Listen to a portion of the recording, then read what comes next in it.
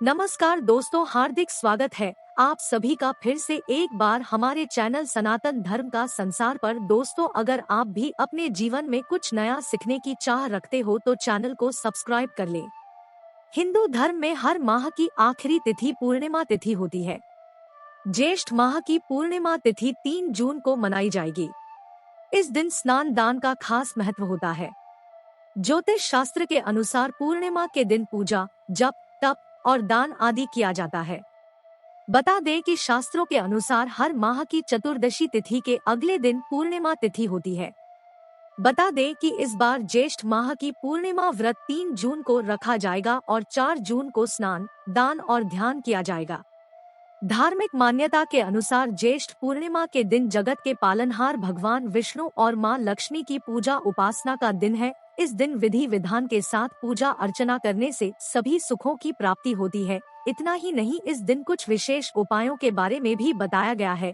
अगर आप भी आर्थिक तंगी से परेशान हैं, तो ज्येष्ठ पूर्णिमा के दिन 3 चीजें खरीद कर जरूर घर ले आए। दोस्तों, आपको यह एक बात तो अच्छे से पता होगी कि इंसान अधूरे ज्ञान से अपने जीवन में कुछ बड़ा काम नहीं कर सकता है। इसलिए वीडियो को अंत तक देखें, तभी आपको इस वीडियो में बताई गई सभी जानकारी अच्छे से समझ में आएगी और आप उसका अच्छा उपयोग भी कर पाओगे। घर ले आए कछुआ। ज्येष्ठ पूर्णिमा के दिन जगत पालनहार भगवान विष्णु और मां लक्ष्मी की कृपा पाने के लिए घर पर कछुआ ले आए। कहते हैं कि कछुआ भगवान विष्णु का ही अवतार था। चिरकाल में समुद्र मंथन के दौरान भगवान विष्णु ने कछुआ अवतार लिया था। इस दिन घर पर कछुआ लाना बेहद शुभ माना गया है। इसे घर की उत्तर दिशा में स्थापित किया जाता है। इसे घर में रखने से सुख समृद्धि आती है और आर्थिक से छुटकारा मिलता है। घर ले आए मछली। अगर आप काफी लंबे समय से आर्थिक तंगी से जूझ रहे हैं या फिर पैसों की तंगी आपका पीछा नहीं छोड़ रही है, तो ज्येष्ठ पूर्णिमा के दिन घर मछली ले आए। इसके अलावा आप घर में लक्ष्मी की प्रतिमा या मूर्ति भी लगा सकते हैं। बता दें कि भगवान विष्णु को पहले 10 अवतारों में से पहला अवतार मत्स्य अवतार ही है। इसे भी घर की उत्तर दिशा में स्थापित करना चाहिए। हाथी की प्रतिमा। हिंदू धर्म में मां लक्ष्मी को प्रसन्न करने के लिए हाथी का पूजन भी किया जाता है। हाथी को धन का प्रतीक माना जाता है। कहते हैं कि हाथी की पूजा करने से मां लक्ष्मी और गणेश जी प्रसन्न होते हैं। हाथी की कृपा से घर में सुख समृद्धि की प्राप्ति होती है। अगर आप भी आर्थिक तंगी से परेशान हैं, तो घर में हाथी की प्रतिमा ले आए। इससे धन आगमन होता है। पूर्णिमा तिथि लक्ष्मी पूजा के लिए श्रेष्ठ मानी जाती है।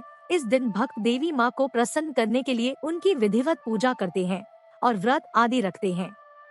मान्यता है कि ऐसा करने से सुख सौभाग्य में वृद्धि होती है।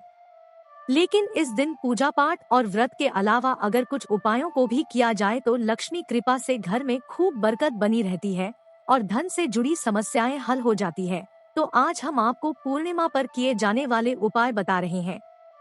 ज्येष्ठ पूर्णिमा पर करें ये उपाय। ज्येष्ठ पूर्णिमा का दिन माता लक्ष्मी को प्रसन्न करने के लिए उत्तम माना जाता है। ऐसे में इस दिन लक्ष्मी जी की प्रतिमा पर 11 अर्पित कर हल्दी से तिलक करें। इसके बाद दूसरे दिन इन कौलियों को लाल वस्त्र में बांधकर घर में धन रखने वाली जगह पर रख दें। मान्यता है कि इस उपाय को करने से लक्ष्मी कृपा बनी रहती है, जिससे घर की आर्थिक स्थिति में सुधार देखने को मिलता है। धार्मिक मान्यताओं के अनुसार पूर्णिमा के दिन पीपल के वृक्ष पर माता लक्ष्मी का वास होता है। ऐसे में इस दिन देवी माँ को प्रसन्न करने के लिए सुबह उठकर स्नान आदि करके पीपल के पेड़ में कुछ मीठा चढ़ाकर जल अर्पित करे। ऐसा करने धन दौलत में वृद्धि होती है और बरकत भी बनी रहती है। ज्येष्ठ पूर्णिमा का हिंदू धर्म में बहुत महत्व है। इस दिन से श्रद्धालु गंगाजल लेकर अमरनाथ यात्रा के लिए निकलते हैं। हिंदू पंचांग के अनुसार हिंदू कैलेंडर का तीसरा महीना ज्येष्ठ है। इस समय पृथ्वी जबरदस्त गर्म हो जाती है। यही कारण है कि कई नदियां और तालाब सूख जाते हैं या उनका जल स्तर कम हो जाता है। इसी वजह इस महीने में पानी की आवश्यकता का महत्व अन्य महीनों की तुलना में 10 गुना बढ़ जाता है।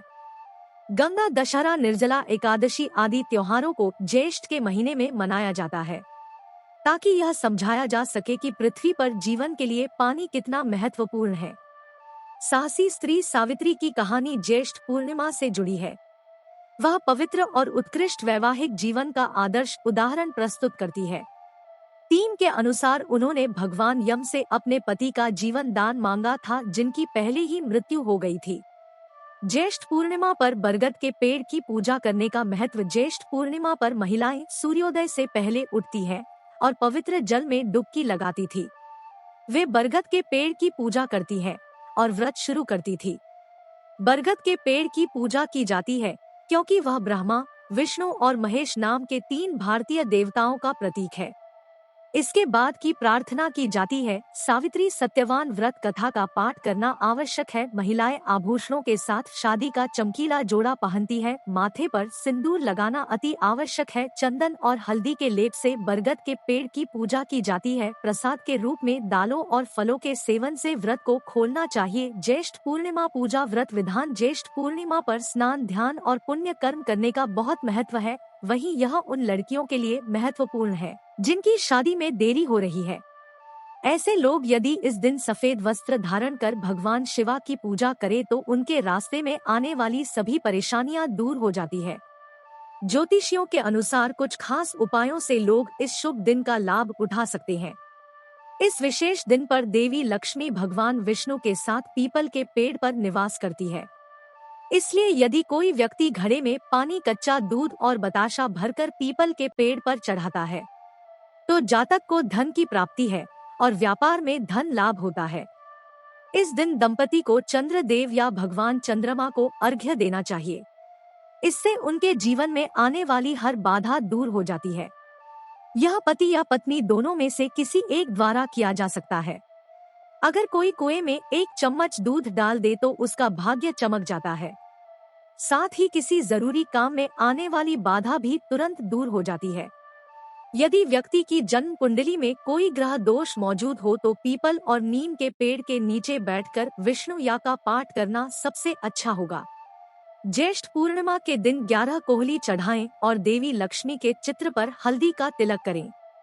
इसके बाद अगली सुबह इन्हें लाल कपड़े में लपेटकर अपनी तिजोरी में रख लें। ऐसा करने से आपकी आर्थिक स्थिति में सुधार होता है। गंगा की एक पौराणिक कहानी।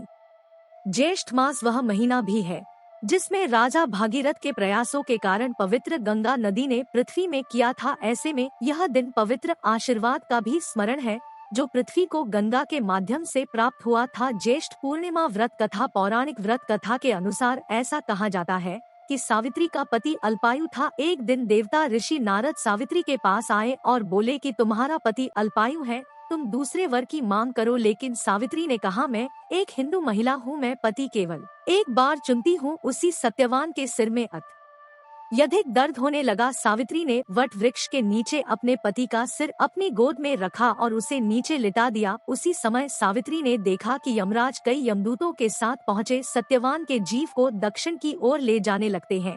यह देखकर सावित्री एक पल के लिए भी ना रुकी और यमराज के पीछे चल दी। सावित्री की ओर देखते हुए यमराज ने कहा, है प्रिय स्त्री, पत्नी अपने का तब तक साथ देती है जब तक वह पृथ्वी पर होता है, तो यह सबसे अच्छा होगा यदि आप अभी वापस लौट जाए। इस पर सावित्री ने जवाब दिया, मुझे अपने पति के साथ रहना है, वह जहाँ भी रहे यही वह धर्म है जिसका मुझे पत्नी के रूप में पालन करने की जरूरत है। सावित्री के मुंह से यह जवाब सुनकर यमराज बहुत प्रसन्न हुए। उन्होंने सावित्री से वर मांगने को कहा और बोले, मैं तुम्हें 3 वचन देता हूँ, कहो आप कौन से 3 वर लेंगी। तब सावित्री ने अपनी सास की आंखों की रोशनी मांगी, ससुर के खोए हुए राज्य को वापस मांगा और पति सत्यवान के 100 पुत्रों की माँ बनना मांगा। सावित्री के इन 3 वरदानों को सुनकर यमराज ने उसे आशीर्वाद दिया और कहा, तथागत यह सच हो जाएगा। सावित्री फिर से उसी पेड़ पर लौट आई जहां सत्यवान मृत अवस्था में पड़ा था। सत्यवान के मृत शरीर को फिर से प्राण आ जाते हैं।